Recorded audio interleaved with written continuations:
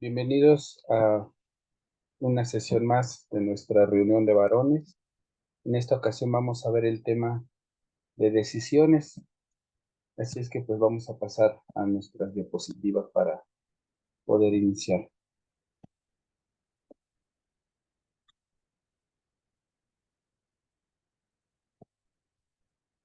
¿Listo? Como varones necesitamos ser de decisión y las decisiones que tomemos repercuten en lo que pasamos, en lo que vivimos. Nosotros fuimos creados por Dios para tomar decisiones. Es importante que entonces tomemos decisiones correctas. En Génesis 6:9 vemos que estas son las generaciones de Noé. Varón justo, era perfecto en sus generaciones y con Dios caminó Noé. Fíjate que las decisiones que tomaba Noé las buscó trasladar a sus hijos para hacer generaciones perfectas, pero la decisión más grande e importante que tomó Noé fue la decisión de caminar con Dios. Acuérdate que Noé vivía en una época donde no había orden, había mucho caos, al grado de que Dios se arrepintió de haber hecho la creación, la humanidad, y decidió acabar con todo. Y el único con el que pues se agradó fue con quien caminó con él, quien lo conocía, con Dios. Y no sé si recuerdes, pero Dios fue quien eh, cerró el arca. Entonces estaba realmente al cuidado de Noé.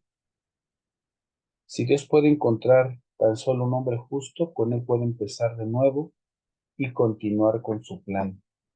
Fíjate que también lo mismo pasó en Sodoma y Gomorra cuando precisamente estaba buscando a Abraham negociar con Dios y le decía, oye, si encontraras al menos a 50 justos, ¿no destruirías? Y dijo Dios, no, a 30 justos, a 20 justos, y empezó ahí a buscar negociar. Resulta que un hombre justo es un hombre que cree y que confía en Dios.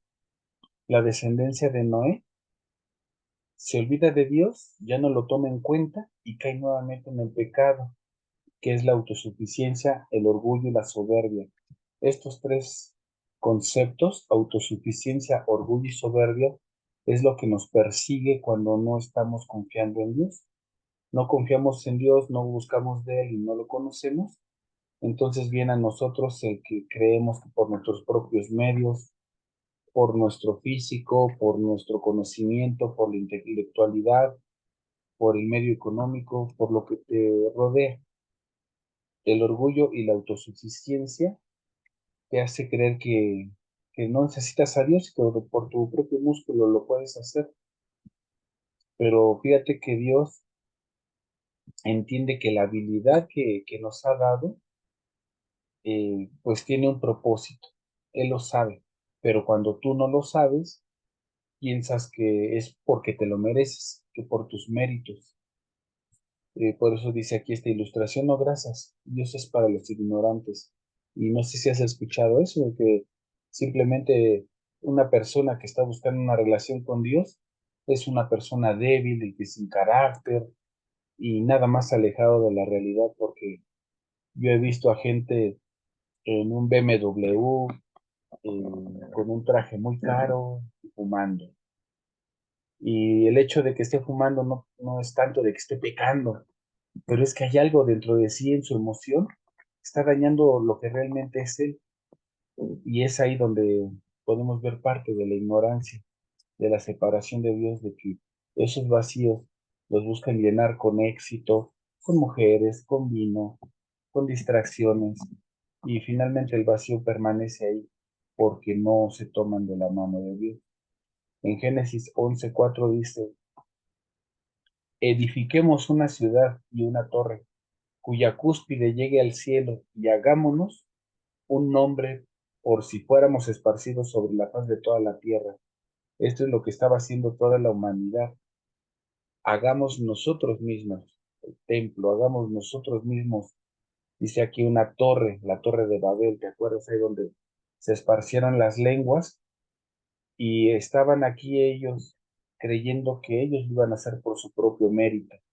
Y lo único que hizo Dios fue tronar los dedos y confundirlos y ya no se dio, porque sabía Dios que con el orgullo y la tenacidad que lo hacían, pues sí lo iban a poder lograr porque Dios nos facultó con eso, nos facultó con el poder de poder hacer maravillas, de poder hacer cosas increíbles, pero realmente tenemos que estar alineados a su voluntad. Cuando estamos alineados, realmente pasan milagros, pero cuando no pasan en su voluntad, pues pasan calamidades. Este es el inicio del humanismo, que lo único que hace es dar honra y gloria a la criatura y no al creador. Y acá en la ilustración vemos cómo la criatura pues está gozándose en su hermosura y creyendo que por la patita de conejo, que porque el escapulario, que porque la medallita y que por eso le va bien. Entonces, no es por tus medios. Necesitamos en una decisión sacar el orgullo que tienes y considerar a Dios en todas tus cosas. Si tú realmente puedes considerar a Dios hasta en las decisiones más pequeñas, entonces Dios va a poder manifestar su gloria, va a manifestar su amor en las cosas grandes. Así es que tú tienes que salir de lo anterior, salir de lo que eras antes. Cuando el hombre cae en el pecado de orgullo, nada lo hace desistir y entonces es cuando viene la confusión, porque ya no sabes si tú te mereces las cosas, si tú puedes hacer las cosas, o si es Dios el que te permite hacer las cosas, y no tienes definido un rumbo claro. Por eso aquí en la ilustración que tu pedido lo quieres con papas y refrescos, porque en palabras de mi mamá decía, ¿y tu limonada de qué la quieres? Porque quieres las cosas a tu modo, quieres las cosas a tu forma, y pues ya nada más el adorno, porque resulta que todo tiene que ser a tu manera. El hombre fue confundido y esparcido, pero nuevamente Dios encuentra un hombre justo que se llama Abraham.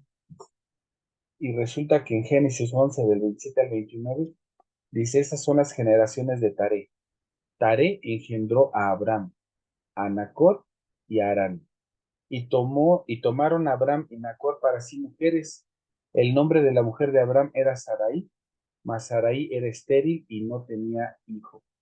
Resulta que Taré, el abuelo de Abraham, eh, engendró a tres hijos, se casaron, pero Abraham, el que era más justo, resulta que le tocó a la mujer que para los ojos del mundo era la peor, porque era una maldición a los ojos de los hebreos la infertilidad.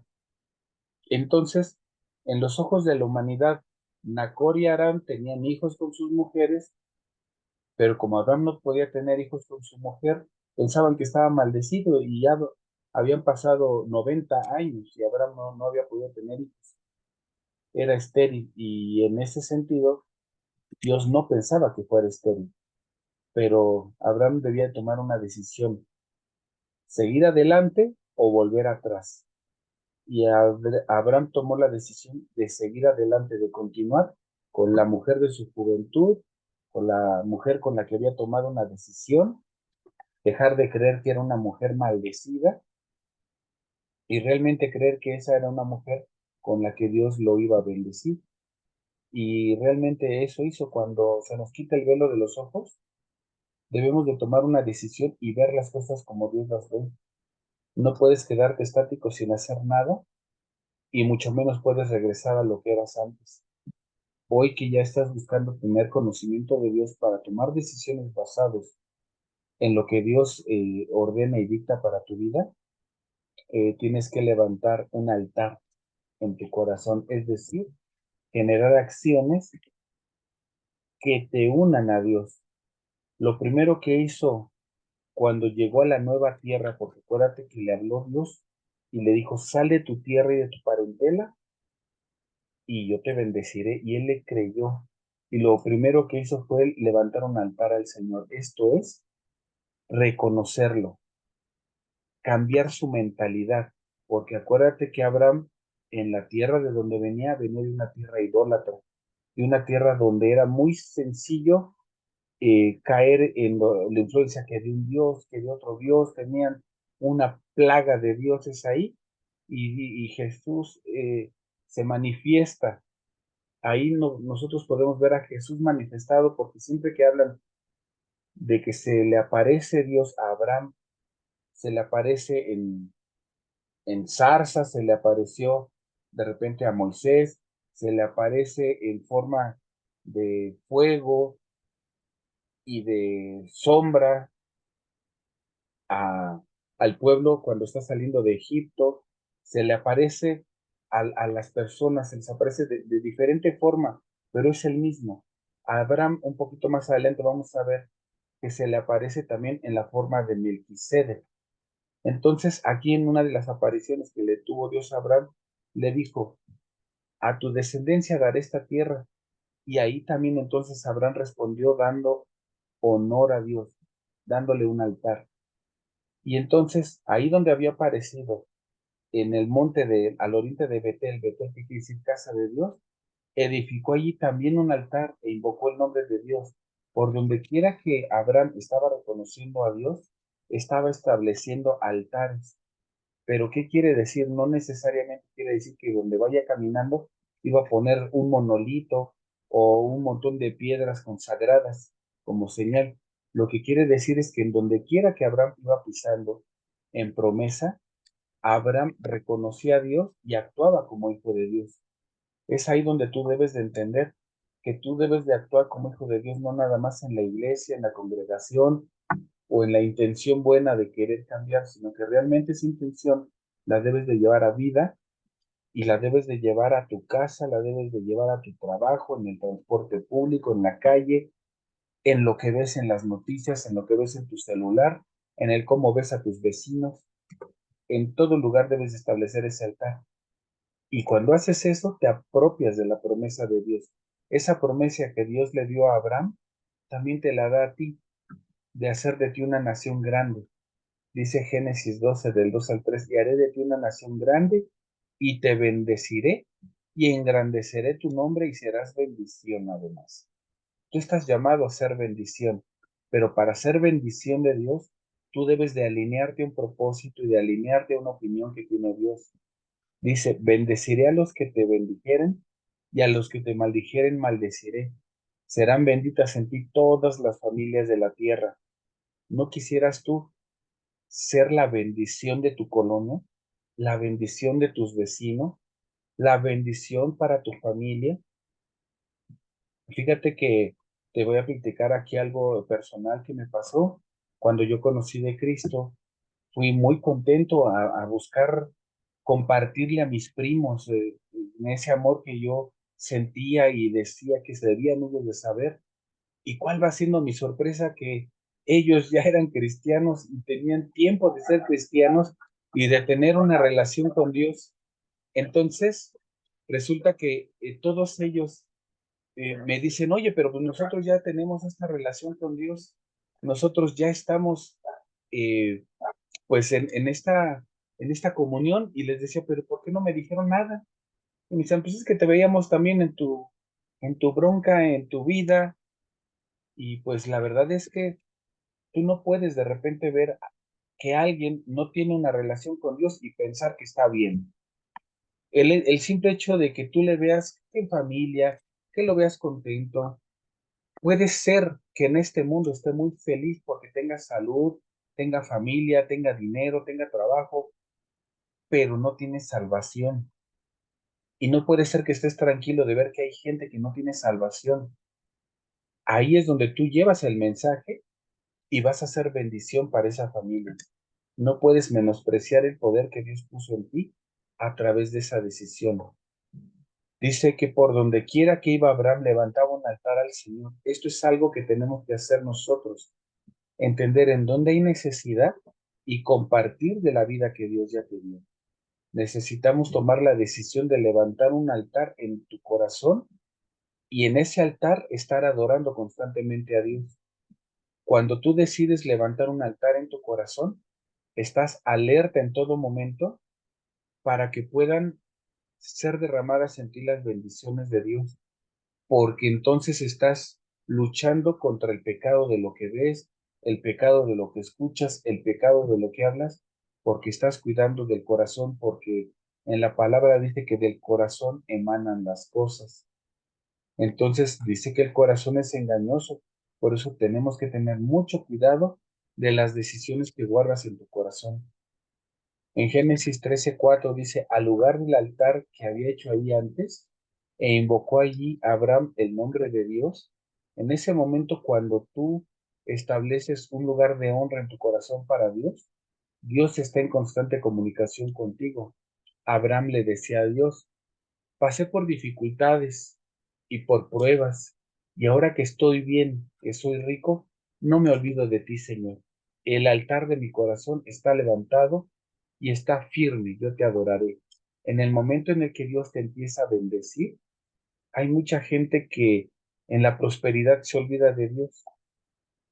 Y en un salmo dice así precisamente que por favor, Dios, no permitas que cuando yo sea prosperado, mi corazón se aleje de ti, porque en muchas ocasiones llegamos a Dios quebrantados, todos rotos, con las finanzas quebradas, con el matrimonio deshecho, pero una vez que Dios te empieza a prosperar y regresa el matrimonio a funcionar, los hijos empiezan a estar en marcha contigo y todo empieza a ir bien, en muchas ocasiones, en lugar de dar gracias a Dios o tener la conciencia de que Él está contigo, te olvidas y dejas de adorar, dejas de simplemente participar en el plan que Dios tiene para la vida de cada persona.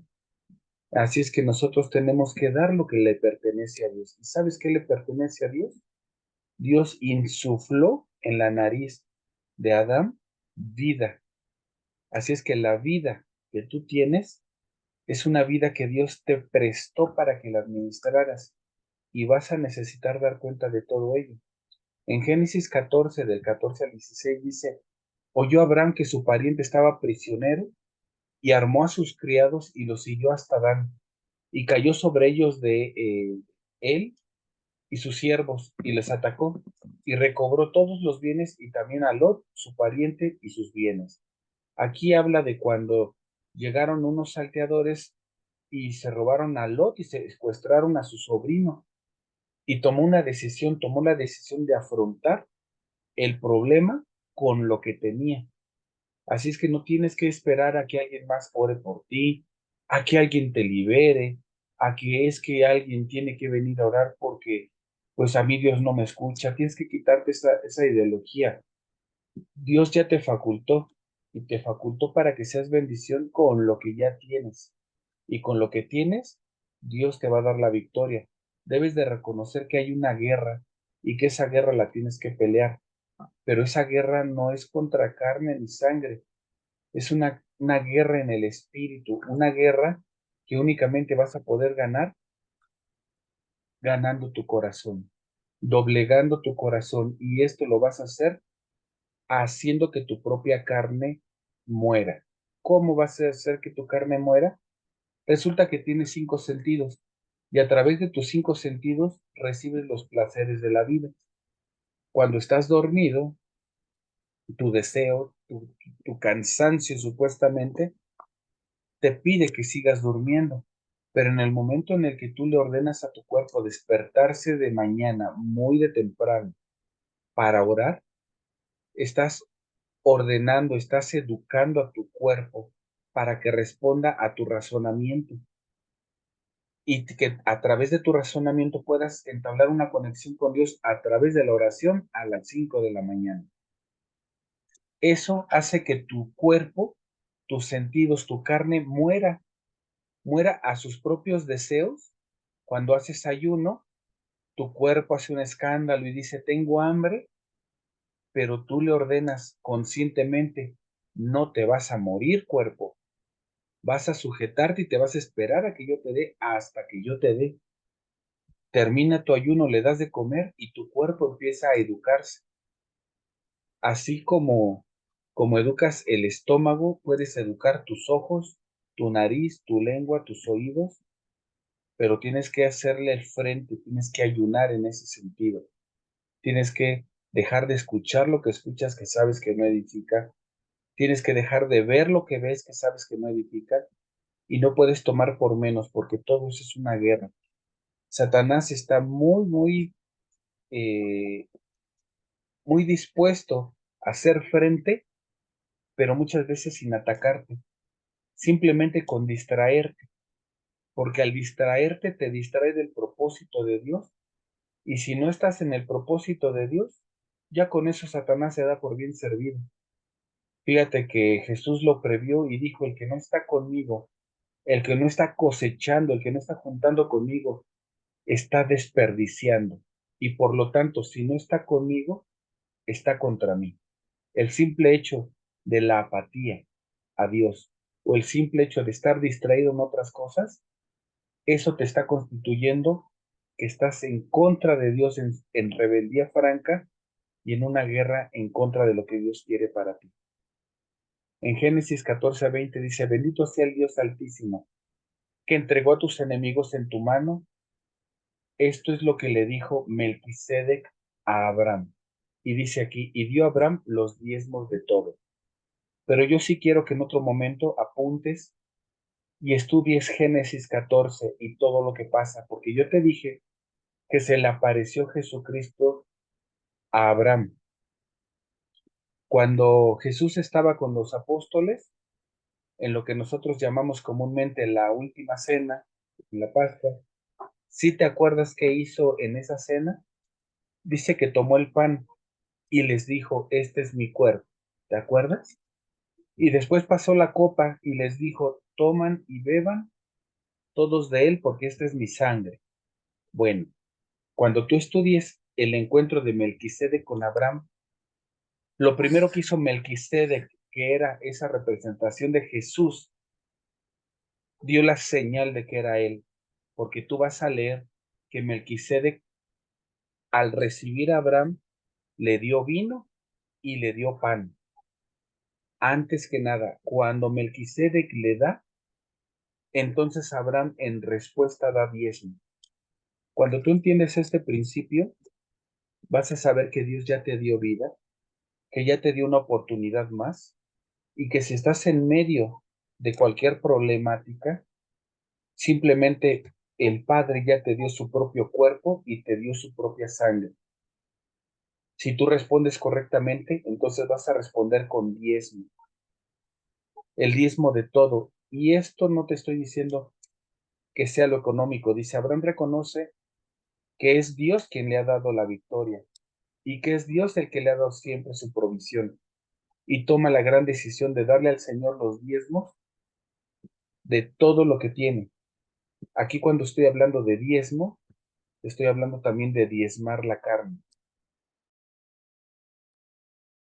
de diezmar en lo que das, de diezmar, como te dije, a tus propios deseos, porque a lo mejor tienes el gran deseo de irte a un concierto, tienes el gran deseo de irte a algo que no edifica, de ver un programa que es incorrecto, tienes el gran deseo de contestarle a tu esposa como se merece porque te hizo enojar, tienes el gran deseo de torcerle el pescuezo a tus hijos por cómo te contestan, pero cuando tú mueres a tu propio cuerpo, cuando diezmas a tus fuerzas, diezmas a tu entendimiento, diezmas a tu razonamiento y permites que sea Dios quien lo actúe, Dios toma eso como justicia, porque empiezas a creer que es Él.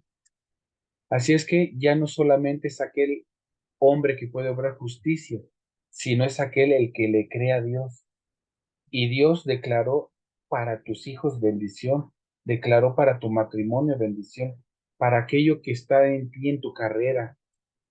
Pero cuando empiezas a creerle, entonces Dios te toma por un hombre justo, y entonces facultas a Dios, le das la razón a Dios para que Él pueda realmente ser de bendición para ti.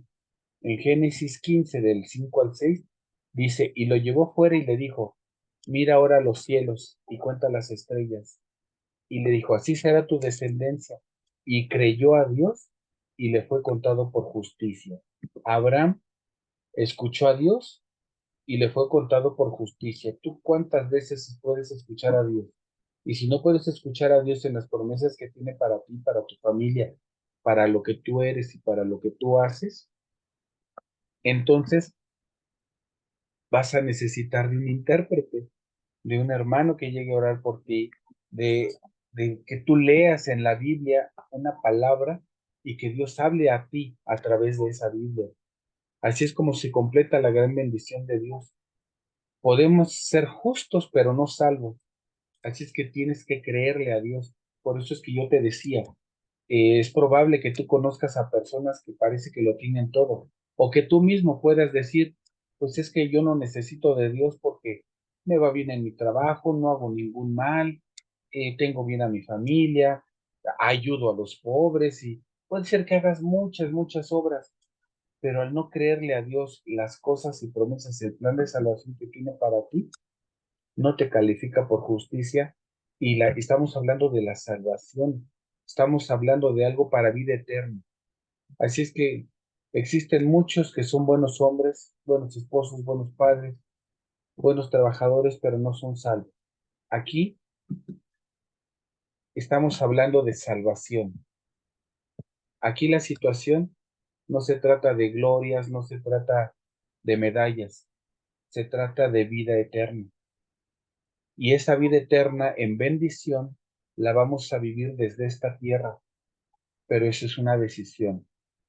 Así es que pues yo quiero que tomes la decisión correcta y si tú no has conocido a Dios en el Evangelio de Juan, capítulo 1 versículo 12 dice que Dios le da la facultad de ser hijos suyos a los que le reciben y creen en él. Entonces, tú necesitas recibir a Dios en tu vida, necesitas recibir a Jesucristo. Y si tú ya recibiste a Jesucristo como tu suficiente Salvador, ahora tienes que creerle, tienes que buscarle. Hay mucha gente que conoce mucho de Biblia, hay mucha gente que ha ido a programas de 12 pasos y a constelaciones familiares y a pura mentalidad humana, dianética, qué sé yo, hay tantas, tantas ramas.